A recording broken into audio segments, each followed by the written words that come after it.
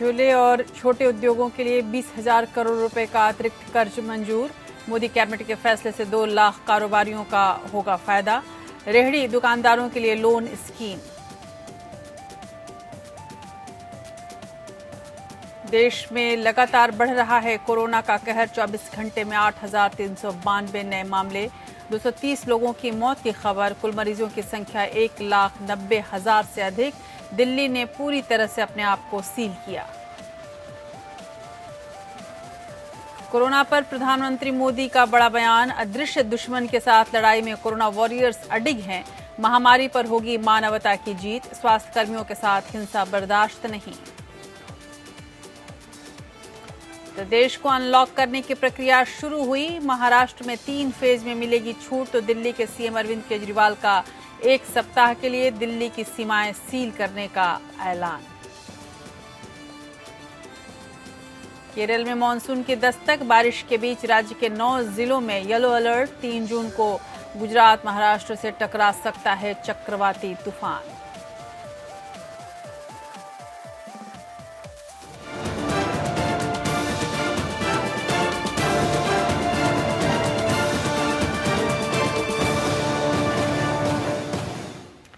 नमस्कार, बहुत स्वागत है आपका देश की बात में। मैं हूं राजश्री आपके साथ और बहुत बहुत बधाइयां आपको गंगा दशहरा पर्व की। और इस उम्मीद के साथ कि इस पर्व के दिन हम ये ज़रूर संकल्प लेंगे कि न केवल गंगा बल्कि हमारी तमाम नदियों को हम स्वच्छ और सुंदर बनाए रखेंगे। और लॉकडाउन अब धीरे धीरे जब खुल रहा है तो हम ऐसी कोशिश करेंगे कि जो फ़ायदा लॉकडाउन के दौरान आपने देखा होगा कि प्रकृति को कितना फ़ायदा हुआ है। ओजोन की परत फिर से बनने लगी है, हवा स्वच्छ हो गई थी, चिड़ियाँ और जानवर बहुत खुले में दिखने लगे थे और खुश दिखने लगे थे। एक बार फिर से जबकि लॉकडाउन ख़त्म हो रहा है और धीरे धीरे सारी चीज़ें खुल रही हैं, लॉकडाउन में सहूलियतें मिल रही हैं, तो जाहिर सी बात है कि एक बार फिर से प्रकृति के लिए ख़तरा बनने लगा है, उभरने लगा है। तो हम इस बात की कोशिश करेंगे कि प्रकृति को कोई खतरा नहीं हो और प्रकृति खुलकर सांस ले सके। इस उम्मीद के साथ हम आपको आज बताएंगे कि किस तरह से किसानों और एमएसएमई उद्योग धंधों को सरकार से नई उम्मीद मिली है। सरकार ने आत्मनिर्भर भारत अभियान की घोषणाओं को लागू करने के लिए रोड मैप तैयार किया है।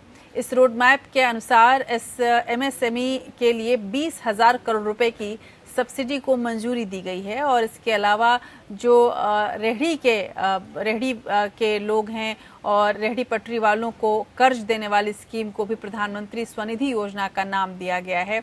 एक चीज़ आप ज़रूर देखेंगे कि जितनी भी योजनाएं आ रही हैं वो सब कुछ पीएम यानी कि प्रधानमंत्री के इर्द गिर्द घूम रही हैं। बहरहाल कृषि ऋण पर ब्याज छूट को 31 अगस्त तक के लिए बढ़ा दिया गया है। सूचना एवं प्रसारण मंत्री प्रकाश जावड़ेकर ने प्रेस कॉन्फ्रेंस के जरिए कैबिनेट के फैसलों की जानकारी दी है। इन फैसलों की पूरी तफसील हम आपके सामने रखेंगे देश की बात में और ये भी आपको बताने की कोशिश करेंगे कि इस बहाने कैसे आप ये समझ सकते हैं कि जो आने वाले दिन हैं उसमें तमाम जो उद्योग धंधे हैं, तमाम किसान हैं या फिर रेहड़ी पटरी वाले लोग हैं, उन सभी पर कर्ज चढ़ने वाला है। यदि आप ये मदद लेंगे तो जाहिर सी बात है कि आपको लोन देना होगा। फिलहाल ये सुविधा लग रही है, लेकिन क्या वाकई ये सुविधा है, ये पड़ताल भी होगी आज देश की बात में। इस तमाम सुविधाओं के बीच, घोषणाओं के बीच कोरोना वायरस का जो प्रसार है उस पर कोई रोक नहीं लग पा रही है। और इसके लिए जो लॉकडाउन किया गया है वो भी अब एक तरह से नाम मात्र को रह चुका है। लेकिन इसके बावजूद अभी भी अनलॉक 1 की जो प्रक्रिया है उसमें क्या कुछ नया किया है सरकार ने, ये हम आपको बताएंगे। 30 जून तक लॉकडाउन को बढ़ाया तो गया है, लेकिन इसको अमित शाह ने कहा कि इसको लॉकडाउन न कहा जाए, इसको अनलॉक 1 कहा जाए। तो इस अनलॉक 1 में क्या क्या चीज़ें ऐसी हैं जो धीरे धीरे आर्थिक गतिविधियों को शुरू करने में मदद करेंगी और करेंगी भी कि नहीं करेंगी।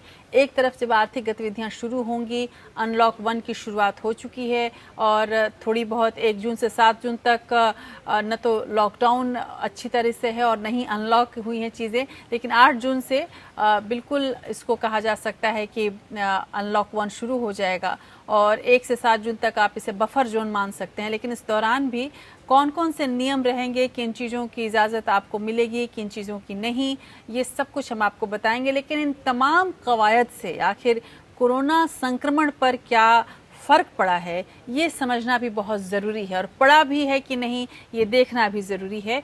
तो आंकड़ों के जरिए हम आपको ये भी दिखाएंगे कि आखिर कोरोना संक्रमित मरीजों की संख्या कहां तक पहुंची है भारत में केसों की संख्या में जो इजाफा हो रहा है उसको यदि आप उनकी गणना करें तो जर्मनी और फ्रांस से भी भारत अब आगे निकल चुका है, और दुनिया में सबसे ज़्यादा संक्रमित देशों की सूची में भारत अब 9वें से 7वें स्थान पर आ चुका है। यानी कि एक एक करके वो तमाम पायदानों को छोड़ता जा रहा है पीछे।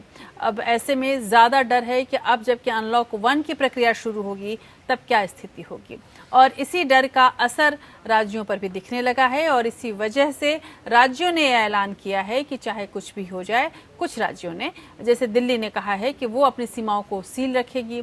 इस बीच हरियाणा ने भी अपनी सीमाओं को सील रखने की घोषणा कर दी है। उत्तर प्रदेश तो दिल्ली से आने वाले तमाम लोगों को रोकने की कवायद शुरू कर चुका है, और यहाँ तक कह चुका है कि उत्तर प्रदेश में कोरोना जो फैल रहा है वो दरअसल दिल्ली से आने वाले लोगों की वजह से 42% फैला है। इस वजह से दिल्ली से लगी हुई तमाम सीमाएं सील कर दी जाएंगी।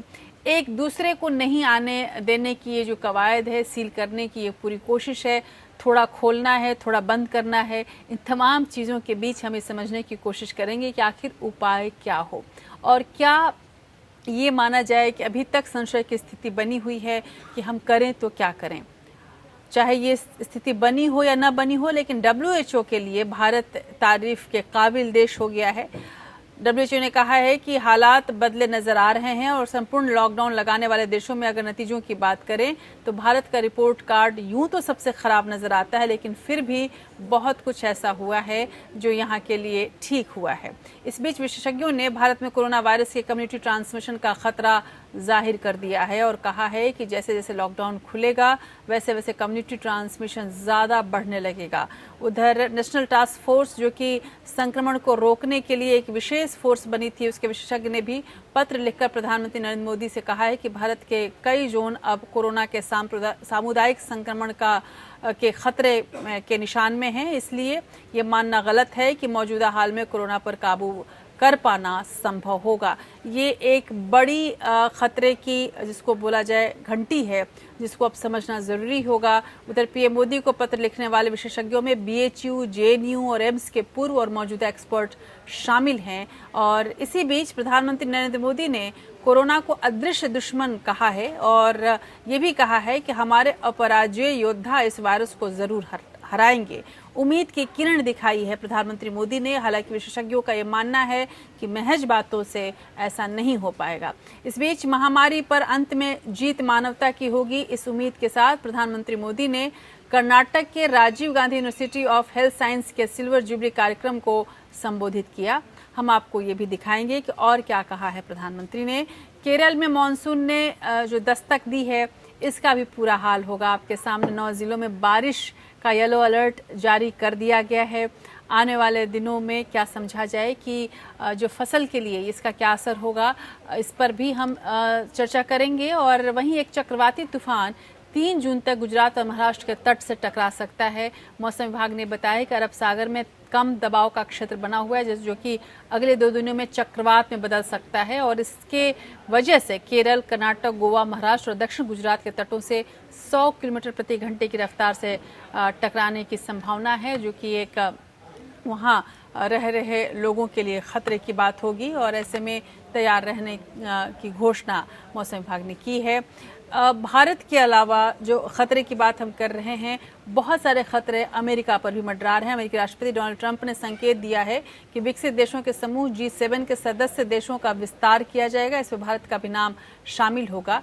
ये एक अच्छी खबर है, लेकिन वहीं अमेरिका के अंदर जो विरोध चल रहा है, जिस तरह की आवाज़ें दिख रही हैं, जो तस्वीरें दिख रही हैं, आपको ये बताने के लिए काफ़ी होंगी कि यह देश जो कि हर जगह मानवता के नाम पर खड़ा हो जाता है और मानवाधिकार की लड़ाई के लिए बहुत बड़ा पुरोधा बनता है, उसी देश में किस तरह से मानवाधिकारों को कुचला जा रहा है। क्या अमेरिका को एक और मार्टिन लूथर किंग की ज़रूरत है, ये समझने की कोशिश करेंगे। और डोनाल्ड ट्रंप क्यों बंकर में जाकर छुप गए, ये भी आपको बताएंगे।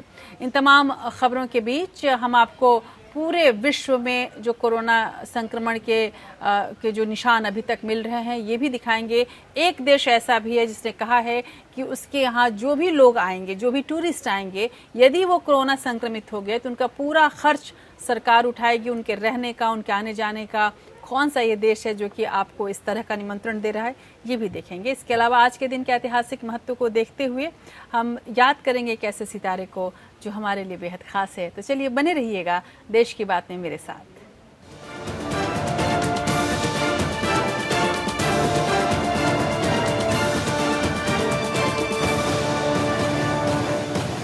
केंद्रीय मंत्रिमंडल की बैठक में सूक्ष्म, लघु और मझोले उद्योग एमएसएमईज, किसानों और रेहड़ी पटरी वाले के बारे में कई अहम फैसले लिए गए हैं। सूचना और प्रसारण मंत्री प्रकाश जावड़ेकर ने प्रेस कॉन्फ्रेंस के जरिए कैबिनेट के फैसलों की जानकारी दी है। प्रकाश जावड़ेकर ने कहा कि एमएसएमई भारतीय अर्थव्यवस्था की रीढ़ है। उन्होंने कहा कि केंद्र सरकार ने आत्मनिर्भर भारत अभियान की घोषणाओं को लागू करने के लिए रोड मैप तैयार किया है। सरकार ने एमएसएमई के लिए 20,000 करोड़ रुपए की सब्सिडी को मंजूरी दी है। कैबिनेट ने स्ट्रीट वेंडर के लिए क्रेडिट स्कीम को भी अपनी मंजूरी दे दी है। रेहड़ी पटरी वालों को कर्ज देने वाली स्कीम को प्रधानमंत्री स्वनिधि योजना का नाम दिया गया है। वहीं कृषि ऋण पर ब्याज छूट को 31 अगस्त तक के लिए बढ़ा दिया गया है। एमएसएमई संकट में है, उनको इक्विटी सहायता प्रदान करने के लिए अधीनस्थ ऋण के रूप में 20,000 करोड़ रुपए का प्रावधान का प्रस्ताव आज कैबिनेट द्वारा औपचारिक रूप से अनुमोदित किया गया। इससे 2 लाख ऐसे जो संकट में है ऐसे एमएसएमई को फायदा होगा। एमएसएमई के लिए 50,000 करोड़ रुपए के इक्विटी निवेश का प्रस्ताव भी पहली दफा हुआ है। उधर मोदी कैबिनेट की इस बैठक में किसानों के लिए भी बड़े फैसले किए गए जो अहम है। न्यूनतम समर्थन मूल्य फसल की कुल लागत का 1.5 गुना रखने का वादा सरकार पूरा कर रही है। 14 फसलों का न्यूनतम समर्थन मूल्य जारी कर दिया गया है। 14 फसलें ऐसी हैं जिसमें किसानों को 50 से 83% तक ज्यादा समर्थन मूल्य दिया जाएगा। न्यूनतम समर्थन मूल्य उसकी कुल लागत का 1.5 गुना ज्यादा रखने का अपना वादा सरकार पूरा कर रही है। खरीफ फसल 20-21 के 14 फसलों के सीएसीपी आधारित न्यूनतम समर्थन मूल्य जारी कर दिया गया है। इन 14 फसलों पर किसानों को अब लागत का 50 से लेकर 83% तक ज्यादा दाम हासिल होगा। इस बीच कोरोना वायरस का प्रसार रोकने के मकसद से किया गया लॉकडाउन खत्म हो चुका है। 4 चरणों के लॉकडाउन के बाद अब बारी है अनलॉक 1 की।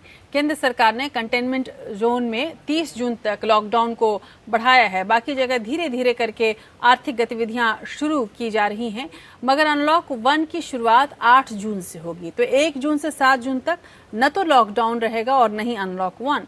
तो इस दौरान कौन से नियम रहेंगे और किन चीजों की इजाजत आपको रहेगी, ये जानना बहुत जरूरी है। इस वक्त को हम बफर जोन कह सकते हैं, लॉकडाउन से अनलॉक होने तक। इस बफर जोन में क्या क्या आपको मिल सकता है, किस तरह की सुविधाएं आपको मिल सकती है, क्या आपको करना है, क्या नहीं करना है, देखिए इस रिपोर्ट में। देश में 8 जून से अनलॉक 1 की शुरुआत होगी। इस दौरान 1 से 7 जून तक ना तो लॉकडाउन रहेगा और ना ही अनलॉक। लिहाजा ये समझना जरूरी है कि इस दौरान कौन से नियम रहेंगे और किन चीजों की इजाजत होगी। 1 से 7 जून तक केंद्र सरकार की गाइडलाइंस के हिसाब से व्यवस्था चलेगी। केंद्र ने 8 जून से छूट की इजाजत दी है। लॉकडाउन खत्म होने और अनलॉक 1 शुरू होने के बीच का वक्त एक तरह से बफर पीरियड है। अब राज्य कंटेनमेंट जोन के बाहर जनजीवन सामान्य करने के लिए आजाद है। राज्यों को ये ताकत दी गई है कि महामारी को रोकने के लिए वो कुछ गतिविधियों पर रोक लगा सकते हैं। एक राज्य से दूसरे राज्य तक जो रिस्ट्रिक्शन खोली है अनलॉक 1 के माध्यम से, वो तो स्वागत योग्य है। उसमें बहुत ज्यादा प्रतिबंध लगाने की आवश्यकता भी नहीं थी। और बाकी अनलॉक 1 में बहुत सी एक्टिविटीज को खोला गया है, होटल्स को खोला है। ये ठीक है, हम खोलने का प्रयास कर रहे हैं और ज्यादा से ज्यादा गतिविधि, आर्थिक गतिविधि उनको खोलने का प्रयास कर रहे हैं। अनलॉक 1 शुरू होने से पहले ही 1 जून से 7 जून के बीच कितनी छूट मिलेगी, ये राज्य की सरकार पर निर्भर करता है। मसलन महाराष्ट्र ने 3 चरणों में अनलॉकिंग का प्लान बनाया है। 3 जून से कुछ गतिविधियों की छूट है, फिर 5 जून को छूट थोड़ी बढ़ाई जाएगी। उसके बाद 8 जून से केंद्र की गाइडलाइंस के मुताबिक छूट मिलेगी। हालांकि महाराष्ट्र में अंतर जनपदीय आवाजाही की अनुमति नहीं होगी। इसी तरह दिल्ली में रात 9 बजे से सुबह के 5 बजे तक बाहर नहीं निकल सकेंगे। पहले रात 7 बजे से सुबह 7 बजे तक निकलने पर रोक थी। उधर जम्मू कश्मीर ने बिना कोई राहत दिए 8 जून तक लॉकडाउन किया है, जबकि तेलंगाना ने 30 जून तक लॉकडाउन कर रखा है। हालांकि वो केंद्र से मिलने वाली छूट नागरिकों को देगा। कई राज्यों ने 1 से 7 जून के बीच ज्यादा राहत देने का फैसला नहीं किया है, मगर कंटेनमेंट जोन के बाहर ढील जरूर दी जा रही है। अधिकतर राज्यों में अंतर जनपदीय आवाजाही की अनुमति तो है, मगर राज्य से बाहर जाने के लिए पहले अनुमति लेने को कहा जा रहा है। उत्तर प्रदेश ने भी केंद्र की गाइडलाइन के हिसाब से छूट दी है, मगर दिल्ली से सटे गाजियाबाद और नोएडा बॉर्डर को बंद रखा है। अनलॉक 1 में कंटेनमेंट जोन में किसी तरह की छूट नहीं होगी। अंतर्राष्ट्रीय विमान सेवा, मेट्रो ट्रेन पहले की तरह बंद रहेंगे। स्कूल, कॉलेज और शिक्षण संस्थान भी बंद रखे जाएंगे।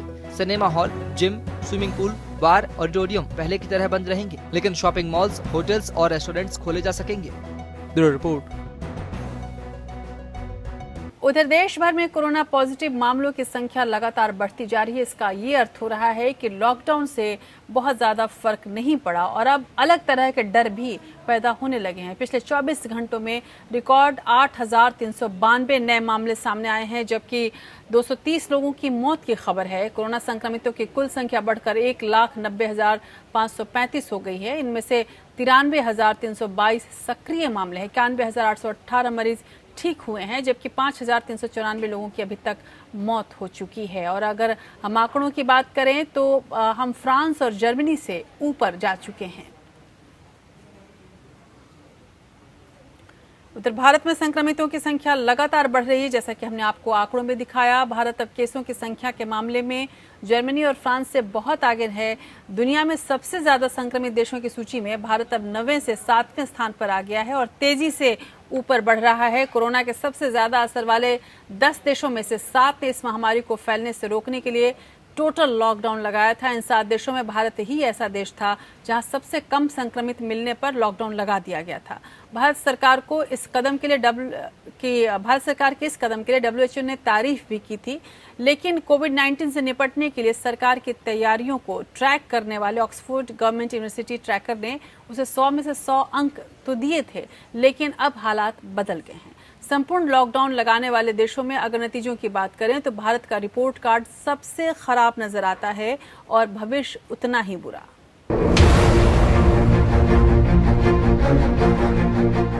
कोरोना से सबसे ज्यादा प्रभावित देशों ने लॉकडाउन का फैसला किया। ऐसे 7 देशों भारत, रूस, जर्मनी, फ्रांस, इटली, ब्रिटेन और स्पेन में अकेला भारत था, जहां देशबंदी के दौरान सबसे कम 536 केस थे। लेकिन अब इन 7 देशों में भारत ही अकेला देश है जहां नए कोरोना संक्रमितों की संख्या का ग्राफ लगातार ऊपर जा रहा है। बाकी 6 देशों में हर दिन सामने आने वाले नए मामलों की संख्या में लगातार कमी आ रही है। इन देशों ने कोरोना संक्रमण का फैलाव काफी हद तक रोक लिया है और इसीलिए इन देशों में पिछले दिनों धीरे धीरे लॉकडाउन खोलने के लिए प्रतिबंधों में ढील दी जा रही है। भारत ने भी इसी तर्ज पर लॉकडाउन खोलने का फैसला किया। हालांकि यहाँ हर दिन नए मामलों की संख्या में इजाफा हो रहा है। इन सभी 7 देशों में लॉकडाउन लगने के 2-2 महीने पूरे हो चुके हैं। ऐसे में इन देशों में लॉकडाउन लगने से पहले और लॉकडाउन लगने के 2 महीने बाद तक नए संक्रमितों की संख्या का अंतर देखें तो पता चलता है कि इटली, फ्रांस और जर्मनी में लॉकडाउन के नतीजे सबसे अच्छे रहे, जबकि भारत रेस में सबसे पीछे रह गया। इटली, फ्रांस और जर्मनी में लॉकडाउन के 2 महीने बाद नए मामलों की संख्या लॉकडाउन के पहले आए मामलों की संख्या से कम हो चुकी है। फ्रांस में नए मामलों की संख्या आधी हो गई है। इटली में भी 1.5 गुना मामले हैं। स्पेन और ब्रिटेन में लॉकडाउन के 2 महीने बाद नए मरीजों की संख्या लॉकडाउन के पहले मिल रहे मरीजों की संख्या से तो ज्यादा है, लेकिन ये 1 महीने पहले की तुलना में 2 से 3 गुना तक कम है। रूस में लॉकडाउन के बाद लगातार मामले बढ़े हैं। 2 महीने बाद यहाँ हर दिन 8,000 से ज्यादा नए मामले सामने आ रहे हैं। ये लॉकडाउन के पहले की तुलना में 45 गुना ज्यादा है और लॉकडाउन के 1 महीने बाद की तुलना में महज 1.25 गुना ज्यादा। लेकिन रूस में 6 से 12 मई के बीच दिन 10,000 से ज्यादा केस आ रहे हैं। इसकी तुलना में यहाँ लॉकडाउन के 2 महीने बाद मामले घट रहे हैं। उधर भारत में जब लॉकडाउन लगा तब हर दिन औसतन 81 मामले आ रहे थे। लॉकडाउन के 1 महीने बाद ये 21 गुना बढ़ गए। यही नहीं, लॉकडाउन के 1 महीने बाद की तुलना में 2 महीने बाद हर दिन मिलने वाले मरीजों की संख्या 4 गुना हो गई।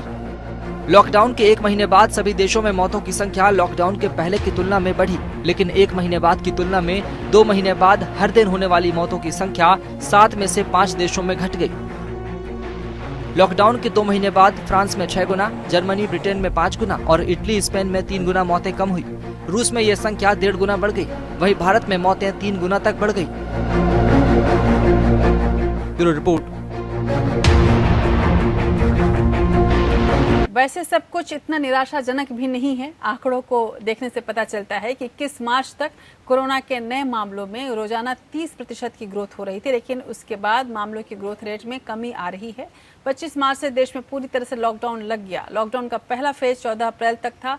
इस दौरान नए मामलों की ग्रोथ रेट घटकर 10% पर आ गई। इसके बाद दूसरे फेज का लॉकडाउन 3 मई को खत्म हुआ।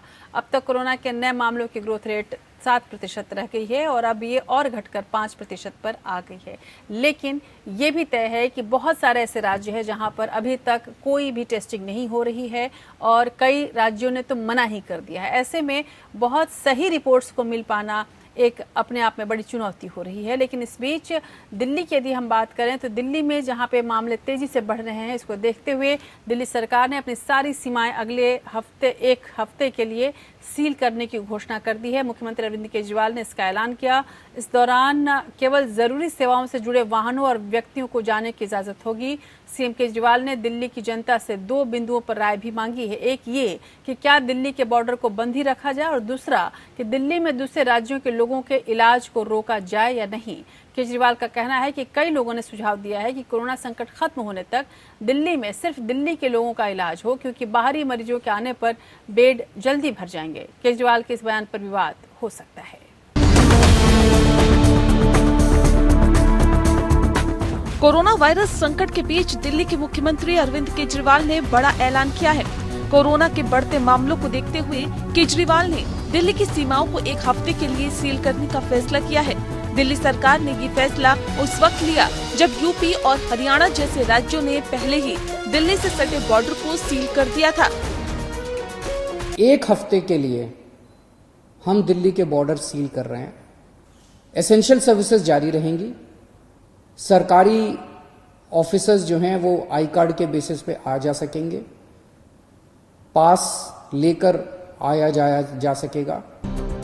दिल्ली के मुख्यमंत्री अरविंद केजरीवाल ने बॉर्डर खोलने पर आम जनता से राय मांगी है। केजरीवाल ने कहा कि अगर सीमा खोल दी जाती है तो देश भर से लोग इलाज के लिए दिल्ली आते हैं, क्योंकि यहाँ पर विश्व स्तरीय स्वास्थ्य सेवाएं बिल्कुल मुफ्त हैं। जैसे ही हम बॉर्डर खोलेंगे देश भर से लोग दिल्ली में इलाज के लिए आएंगे। लिहाजा क्या किया जाना चाहिए, जनता इस पर सरकार को सुझाव दे। दिल्ली के अस्पतालों में और स्वास्थ्य सेवाओं में खूब पैसा इन्वेस्ट किया है। खूब नए अस्पताल खोले, खूब नए बेड्स बनाए, खूब सारे आईसीयू खोले, खूब सारे मोहल्ला क्लिनिक बनाए, सारा इलाज मुफ्त कर दिया लोगों के लिए। अगर हमने बॉर्डर्स खोल दिए तो पूरे देश भर से लोग दिल्ली इलाज कराने के लिए आते हैं। हमें क्या करना चाहिए? क्या बॉर्डर्स खोलने चाहिए या नहीं खोलने चाहिए? इसके अलावा सीएम केजरीवाल ने बताया कि लॉकडाउन 4 के दौरान जो रियायतें दी जा रही थी वो जारी रहेंगी। दिल्ली में सैलून खोले जाएंगे, बाजार में अब सारी दुकानें खुलेंगी, ऑड इवन की जरूरत नहीं होगी। दिल्ली में कोरोना के तेजी से बढ़ते मामलों पर केजरीवाल ने लोगों को आश्वस्त किया है। कहा कि किसी को घबराने की जरूरत नहीं है। अस्पतालों में पूरे इंतजाम किए गए हैं और स्वास्थ्य सेवाओं में भी लगातार इजाफा किया जा रहा है। Bureau report. और कोरोना वायरस को लेकर दिल्ली सरकार के खिलाफ प्रदर्शन कर रहे बीजेपी सांसद और दिल्ली बीजेपी अध्यक्ष मनोज तिवारी को हिरासत में ले लिया गया। मनोज तिवारी प्राइवेट अस्पतालों में ज्यादा फीस दिल्ली सरकार की बद इंतजामी को लेकर राजघाट में प्रदर्शन करने पहुंचे थे। उनके साथ बीजेपी के कुछ अन्य कार्यकर्ता भी थे। तो देश में लॉकडाउन का 5वां चरण शुरू हो गया है। इसे आप अनलॉक 1 भी कह सकते हैं। इस बीच विशेषज्ञों ने कोरोना वायरस के कम्युनिटी ट्रांसमिशन का खतरा भी जाहिर कर दिया है। कोरोना संक्रमण रोकने के लिए बने नेशनल टास्क फोर्स के विशेषज्ञ ने भी पत्र लिखकर प्रधानमंत्री नरेंद्र मोदी से कहा है कि भारत के कई जोन अब कोरोना के सामुदायिक संक्रमण के खतरे के जद में हैं। इसलिए ये मानना गलत होगा कि मौजूदा हाल में कोरोना पर काबू कर पाना संभव होगा। पीएम मोदी को पत्र लिखने वाले विशेषज्ञों में बीएचयू, जेएनयू और एम्स के पूर्व और मौजूदा एक्सपर्ट्स शामिल हैं।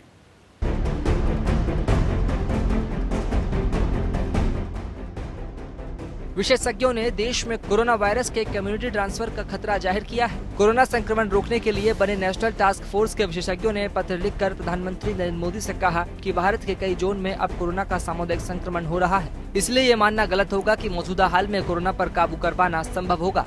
कोविड-19 पर गठित नेशनल टास्क फोर्स के सदस्य ने भी कोरोना संक्रमण से निपटने में सरकार के रवैये की आलोचना की है।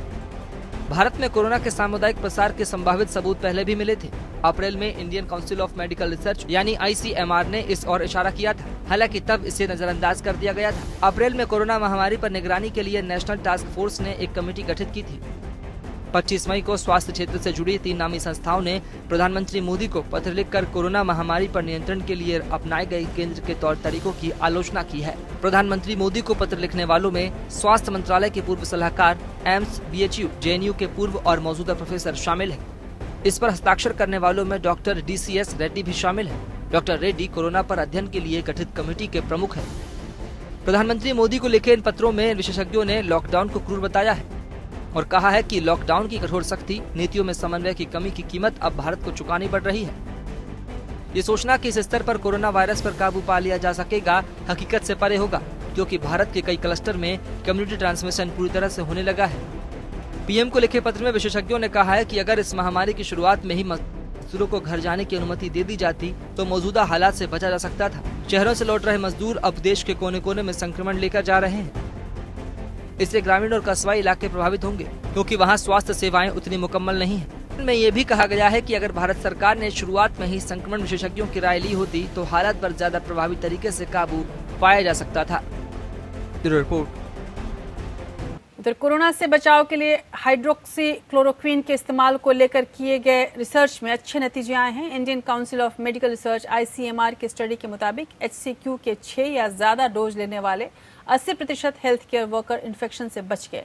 रिसर्च के मुताबिक HCQ के 4 डोज लेने के बाद इन्फेक्शन का खतरा घटने लगता है, लेकिन बचाव के लिए PPE किट और दूसरे उपाय भी जरूरी हैं। हालांकि हाइड्रोक्सी क्लोरोक्विन लेने से उल्टी, सिरदर्द और दस्त जैसी साइड इफेक्ट भी सामने आए हैं। ICMR ने रिसर्च रिपोर्ट में कहा है कि स्वास्थ्य कर्मियों में इन्फेक्शन का खतरा ज्यादा होने की वजह से दुनिया भर में चिंता है। ऐसे में इस स्टडी की अहमियत और बढ़ गई है। इससे पहले विश्व स्वास्थ्य संगठन WHO ने HCQ के साइड इफेक्ट को बताकर इसका क्लिनिकल ट्रायल फिलहाल के लिए रोक दिया था। हालांकि ICMR ने कहा कि वो कोरोना के इलाज में इसका इस्तेमाल जारी रखेगा। और WHO की इन्हीं गतिविधियों की वजह से वो अभी तक शक के घेरे में है। जबकि HCQ से बहुत सारी बीमारियां ठीक हो रही थी, उसके बाद भी उसने जानबूझकर, ऐसा माना जा रहा है कि HCQ के इस्तेमाल को रोका और उसके साइड इफेक्ट्स के बारे में लोगों को बताना शुरू किया। चाहे सच्चाई कुछ भी हो, इस बीच प्रधानमंत्री नरेंद्र मोदी ने जरूर ये उम्मीद जताई है कि कोरोना को हम हरा देंगे। कर्नाटक के Rajiv Gandhi University of Health Science के सिल्वर जुबली कार्यक्रम को संबोधित करते हुए प्रधानमंत्री मोदी ने कहा कि दूसरे विश्व युद्ध के बाद आज सबसे बड़ा संकट का दौर है। जैसे विश्व युद्ध के बाद दुनिया बदल गई, वैसे ही कोरोना के बाद दुनिया पूरी तरह से बदल जाएगी। कोविड-19 के बाद की दुनिया अलग होगी। प्रधानमंत्री ने कोरोना को अदृश्य दुश्मन बताया और कहा कि हमारे अपराजेय योद्धा इस वायरस को जरूर हरा देंगे और महामारी पर अंत में जीत मानवता की हो जाएगी। PM नरेंद्र मोदी ने डॉक्टरों और स्वास्थ्य कर्मियों को बिना वर्दी का सैनिक बताते हुए भरोसा जताया कि कोरोना महामारी के खिलाफ लड़ाई में मानवता की जीत होगी और भारत विजयी होकर निकलेगा। प्रधानमंत्री ने कहा कि कोरोना वायरस अदृश्य दुश्मन है, लेकिन हमारे अपराजेय स्वास्थ्य कर्मी उसे मात देंगे। At the root of India's brave fight against COVID-19 is the hard work of the medical community. Doctors and medical workers are like soldiers, but without the soldier's uniform. देश में स्वास्थ्य कर्मियों के साथ हो रही घटनाओं पर PM नरेंद्र मोदी ने कहा कि ऐसी अराजकता बर्दाश्त नहीं की जाएगी। जो भी ऐसा करेगा उसके खिलाफ सख्त कार्रवाई होगी। PM नरेंद्र मोदी ने कहा कि पहले वैश्विकरण को लेकर आर्थिक मसले पर चर्चा होती थी, लेकिन अब मानवता के आधार पर चर्चा करना जरूरी है। स्वास्थ्य के मामलों में भारत ने पिछले 6 साल में बड़े फैसले लिए हैं। आयुष्मान भारत की वजह से देश में 1 करोड़ से ज्यादा लोगों को मदद मिली है और उनका मुफ्त में इलाज हुआ है। हमारा लक्ष्य है कि देश में वैश्विक स्तर की स्वास्थ्य सुविधाएं शुरू की जाए। हर जिले में मेडिकल कॉलेज की स्थापना का लक्ष्य भी है। Be it doctors, nurses, safai workers, others are subject to violence. I want to state it clearly. Violence, abuse and rude behavior is not acceptable. प्रधानमंत्री नरेंद्र मोदी ने कहा कि देश ने 22 और एम्स के निर्माण में तेज विकास देखा है। इस दिशा में तेज गति से काम हो रहा है। पिछले 5 साल में MBBS में 30,000 सीटों को और जोड़ा गया है। साथ ही पोस्ट ग्रेजुएशन में 15,000 सीटें बढ़ाई गई है। Bureau report. जीत किसी की भी हो, लेकिन हमारे देश में आर्थिक संकट बहुत तेजी से बढ़ रहा है। बेरोजगारी भी बहुत तेजी से बढ़ने वाली है। Centre for monitoring Indian economy CMIE की रिपोर्ट के मुताबिक 31 मई को खत्म सप्ताह में भारत की बेरोजगारी दर 23.48% हो गई। ये अप्रैल में 23.52% से थोड़ी ही कम है। इससे पहले 24 मई को खत्म हुए सप्ताह में बेरोजगारी दर 24.3% दर्ज की गई थी। 24 मई को खत्म हुए सप्ताह में श्रम भागीदारी दर 38.7% थी, जबकि पूर्ववर्ती सप्ताह में ये 38.8% से कम थी। बेरोजगारी दर मार्च में 8.8% से बढ़कर अप्रैल में 23.5% हो गई थी। शहरी और ग्रामीण क्षेत्र में लगातार बेरोजगारी दर बढ़ रही है। जनवरी 2020 में शहरी बेरोजगारी दर 9.70% थी, जो कि मई में 16% से ऊपर पहुंच गई और पहुंचते पहुंचते अब ये लगभग 26% पर है। ठीक इसी तरह जनवरी 2020 में ग्रामीण बेरोजगारी दर 6% थी, जो मई में 16% के ऊपर थी, जबकि अब ये बढ़कर 22 से ज़्यादा हो चुकी है। उधर यदि हम बेरोजगारी की बात कर रहे हैं तो जाहिर सी बात है कि याद आ जाता है मजदूरों की, और मजदूरों को घर तक कैसे पहुंचाया जाए ये भी। तमाम तस्वीरें हमने आपको दिखाई थी। अब आम लोगों की भी बारी है। 100 जोड़ी ट्रेनें चलाने के साथ ही लॉकडाउन के जंक्शन से निकलकर भारतीय रेलवे अनलॉक 1 की ओर बढ़ तो गया है, लेकिन ट्रेनों की सुस्त पड़ी रफ्तार में जो तेजी है वो अब धीरे धीरे ही दिख रही है। देश में बढ़ रहे कोरोना वायरस संक्रमण के बीच भारत को फिर से पटरी पर लाने के लिए केंद्र सरकार ने 68 दिनों की तालाबंदी के बाद चरणबद्ध तरीके से बंदिशें हटाने का ऐलान किया। इस कड़ी में भारतीय रेल ने भी करीब 200 ट्रेनों का संचालन शुरू किया। इन ट्रेनों के साथ पहले से संचालित हो रही 30 ट्रेनों का परिचालन भी जारी रहेगा, ऐसा रेलवे ने कहा है। 200 ट्रेनों का परिचालन शुरू होने के साथ ही भारतीय रेलवे ने एक बार फिर गति पकड़ ली है। पहले दिन करीब 1,45,000 लोगों को लेकर ट्रेनें देश के अलग अलग स्थानों से गंतव्य की ओर रवाना हुई। हालांकि कोरोना संक्रमण को देखते हुए यात्रियों को सरकारी गाइडलाइंस का पालन करना होगा। रेलवे ने कहा कि यात्रियों को कम से कम 90 मिनट पहले स्टेशन पर पहुंचना अनिवार्य होगा। जिन लोगों के पास कंफर्म और RAC टिकट होगा, उन्हें ही स्टेशन के भीतर प्रवेश की अनुमति मिलेगी। एक PNR नंबर पर अगर 4 लोगों का टिकट है और इसमें एक भी टिकट कंफर्म है, तो सभी यात्री ट्रेन से यात्रा कर सकेंगे। बहुत अच्छा डिसीजन है। बहुत से लोग फंसे हुए थे स्पेशल ट्रेन की वजह से। कुछ लोग नहीं जा पा रहे थे क्योंकि उनका किराया बहुत ज़्यादा था। अब जो ट्रेनें चल रही है उनमें अब किराया कम है और ज़्यादा से ज़्यादा लोगों को निकालने की सरकार कोशिश भी कर रही है। ये ट्रेन चलेगी, ये तो समाचार में आते ही रहा हमेशा टीवी में, लेकिन जब से चालू हुआ तब से संख्या बढ़ रहा है तेजी से। अगर किसी यात्री को कोरोना वायरस के लक्षण पाए गए तो उन्हें यात्रा करने की अनुमति नहीं होगी। ऐसे यात्रियों के टिकट का पूरा पैसा लौटा दिया जाएगा। केंद्रीय गृह मंत्री, स्वास्थ्य मंत्री के दिशा निर्देशों के अनुसार यात्रियों को अनिवार्य रूप से जांच करानी होगी। इसके बाद ही यात्रा करने की अनुमति दी जाएगी। वेटिंग टिकट वालों को यात्रा करने की अनुमति नहीं होगी। यात्रा के दौरान मास्क पहनना अनिवार्य होगा। स्टेशन में प्रवेश के दौरान और यात्रा के समय सोशल डिस्टेंसिंग का पूरी तरह से पालन करना होगा। कैटरिंग की सुविधा ट्रेन में नहीं मिलेगी। पैक्ड फूड और पानी के लिए यात्रियों को पैसा देना होगा। सफर के दौरान चादर, तकिया और कंबल नहीं मिलेगा। यात्रा के लिए आरोग्य सेतु एप्लीकेशन फोन में डाउनलोड होना जरूरी होगा।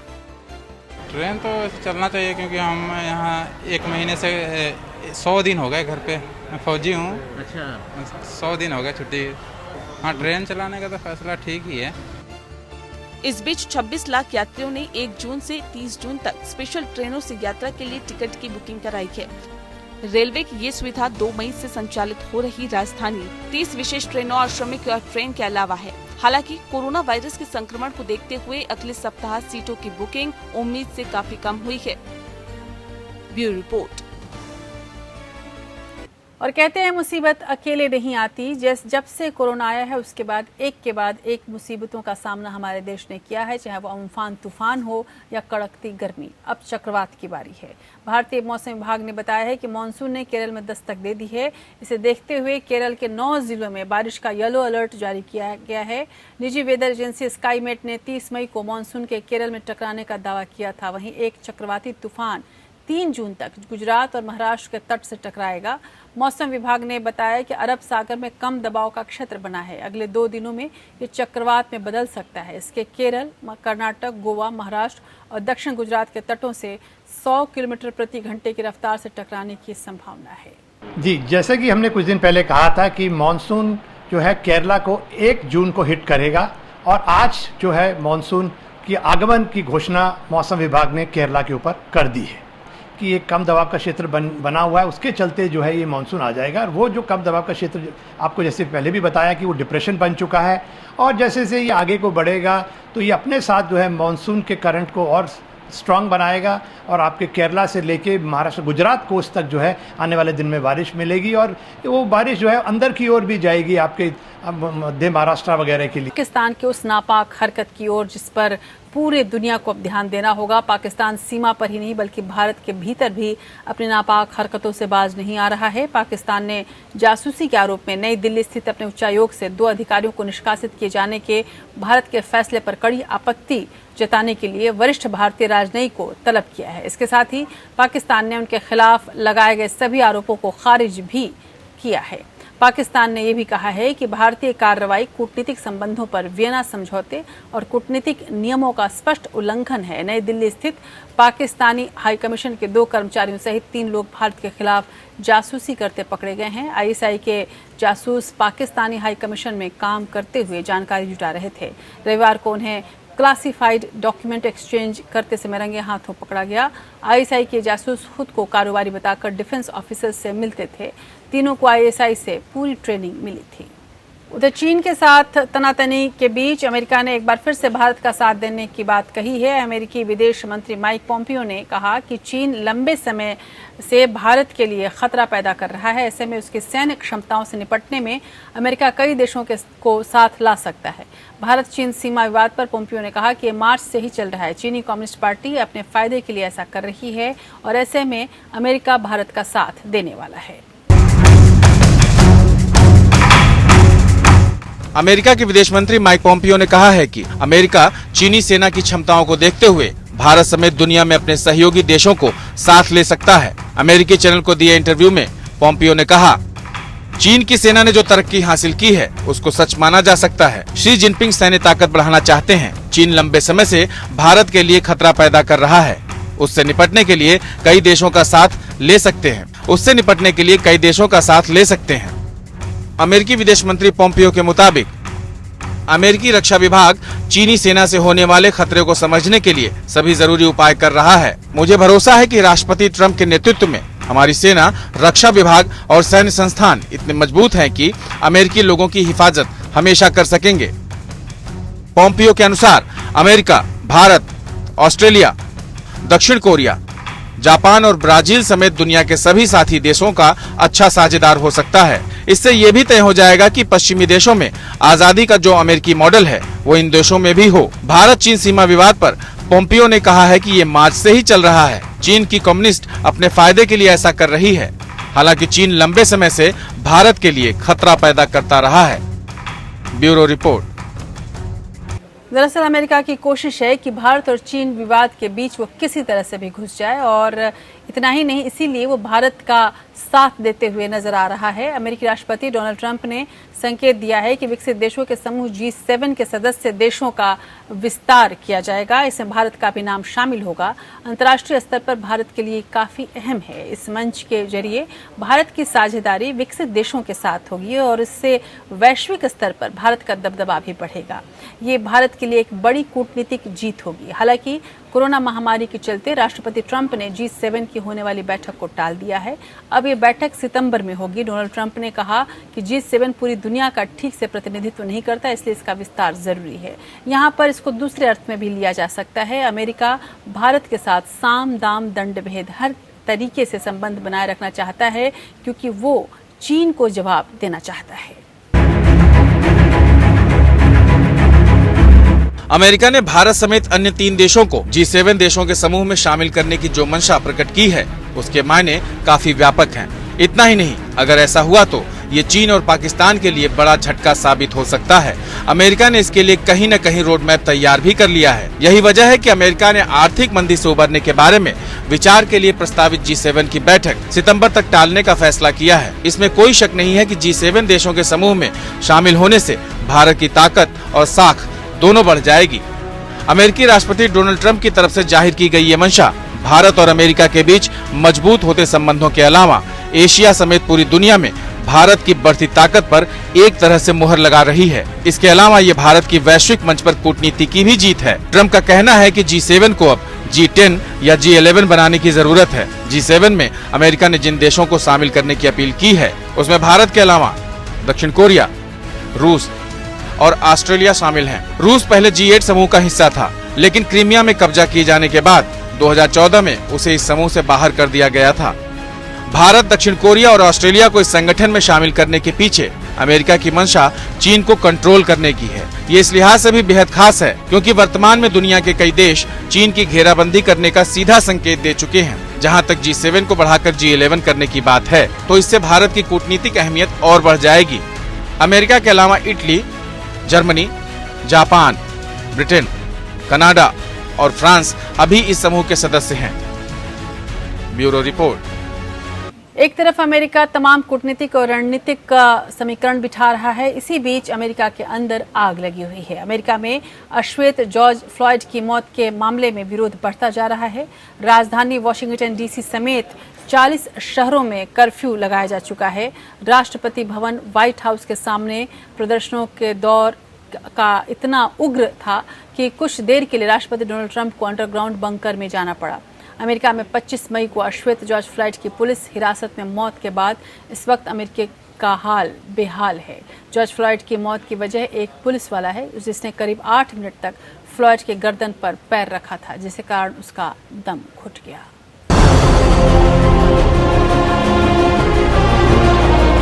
अमेरिका में अश्वेत जॉर्ज फ्लॉयड की मौत के बाद कई राज्य हिंसा की आग में जल उठे हैं। राजधानी वॉशिंगटन DC समेत 40 शहरों में कर्फ्यू लगाया जा चुका है। प्रदर्शनकारियों ने व्हाइट हाउस के सामने भी जोरदार प्रदर्शन किया, लिहाजा सुरक्षा बलों को आंसू गैस के गोले छोड़ने पड़े। सूत्रों के मुताबिक स्थिति की गंभीरता को देखते हुए राष्ट्रपति डोनाल्ड ट्रंप को कुछ देर के लिए अंडरग्राउंड बंकर में ले जाना पड़ा। व्हाइट हाउस पर सैकड़ों की तादाद में प्रदर्शनकारी जुटे। सुरक्षा के लिहाज से ट्रंप को 1 घंटे से कम वक्त के लिए एक अंडरग्राउंड बंकर में ले जाया गया। प्रदर्शनकारियों को पीछे हटाने में सीक्रेट सर्विस और USA पार्क पुलिस को काफी मशक्कत करनी पड़ी। अमेरिकी मीडिया के मुताबिक हिंसक प्रदर्शनों पर काबू पाने के लिए पुलिस के अलावा वॉशिंगटन समेत 15 शहरों में करीब 5000 नेशनल गार्ड्स की तैनाती की गई है और जरूरत पड़ने के लिहाज से 2000 गार्ड्स को मुस्तैद रहने को कहा गया है। अमेरिका के करीब करीब हर कोने में इस वक्त अशांति और हिंसा का माहौल है। प्रदर्शन के दौरान जमकर तोड़फोड़ और आगजनी भी की गई। अराजक तत्वों ने कई दुकानों में जमकर लूटपाट भी की। मिनोपोलिस में 26 मई को जॉर्ज फ्लॉयड नाम के शख्स को पुलिस ने धोखाधड़ी के आरोप में गिरफ्तार किया था। फ्लॉयड को सड़क पर दबोचा था और अपने घुटने से उसकी गर्दन को करीब 8 मिनट तक दबाए रखा था। दम घुटने के कारण फ्लॉयड की मौत हो गई थी। जॉर्ज की मौत के बाद से ही पूरे अमेरिका में हिंसक प्रदर्शनों का दौर शुरू हो गया है। Bureau report. और अब बात करते हैं आज के दिन के ऐतिहासिक महत्व की।